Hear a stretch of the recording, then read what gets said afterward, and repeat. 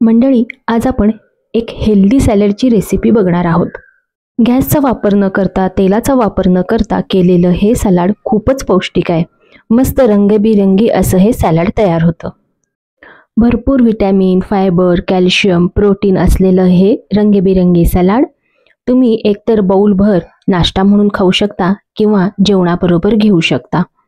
चला मग पटकन रेसिपीला सुरुवात करूयात. नमस्कार मंडळी, ऋतुराधा रेसिपीजमध्ये तुमचे मनपूर्वक स्वागत आहे. आता या सॅलडसाठी मी इथं मोड आलेले मूग घेतलेले आहेत. मोड आलेले मूग किंवा कुठलंही कडधान्य याच्यामध्ये प्रोटीनचे प्रमाण भरपूर असते, तसेच फायबरचेही प्रमाण भरपूर असते.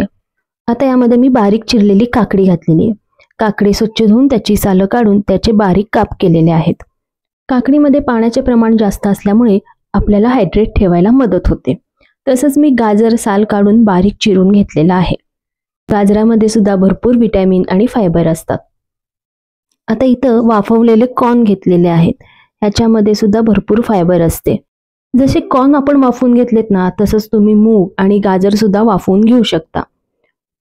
आता यामध्ये बारीक चिरलेला कांदा घातला आणि बारीक चिरलेला टोमॅटो घातला.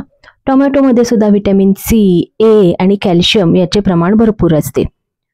आता यामध्ये आपण थोडे डाळिंबाचे दाणे घालू.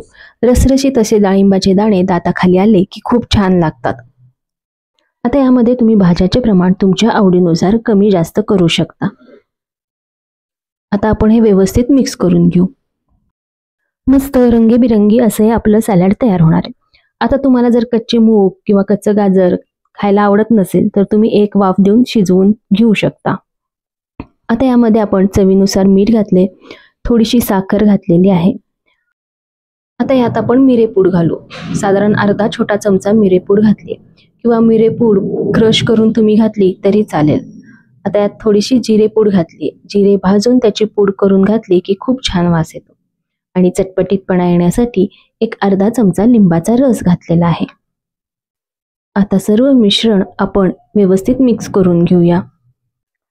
छान रंगीबिरंगी, तेवढंच पौष्टिक, तेवढंच चविष्ट, भरपूर व्हिटॅमिन, फायबर, कॅल्शियम, प्रोटीन असलेलं आपलं हेल्दी सलाड तयार आहे. एक बाउल भरून ब्रेकफास्टला तुम्ही खाऊ शकता किंवा जेवणाबरोबर सुद्धा तुम्ही हे घेऊ शकता. मग मंडळी, कशी वाटली रेसिपी? रेसिपी आवडली असेल तर व्हिडिओला लाईक आणि कमेंट नक्की करा. आणि मंडळी, स्वतःची काळजी घ्या. असे मस्त मस्त खाण्यासाठी स्वस्थ राहा आणि स्वस्थ राहण्यासाठी असेच मस्त मस्त खात राहा. त्यासाठी आमचे चॅनल सबस्क्राईब करा, कारण अशा मस्त मस्त हेल्दी रेसिपींबरोबर जुन्या पारंपरिक रेसिपी आम्ही आमच्या चॅनलवर नेहमीच दाखवत असतो. ही रेसिपी आपल्या मित्रमैत्रिणींबरोबर, नातेवाईकांबरोबर जास्तीत जास्त शेअर करा. बेल आयकॉनचे बटन प्रेस करून ऑल नोटिफिकेशनवर क्लिक करायला विसरू नका, म्हणजे अशा नवीन नवीन रेसिपीच्या अपडेट्स तुम्हाला येत राहतील.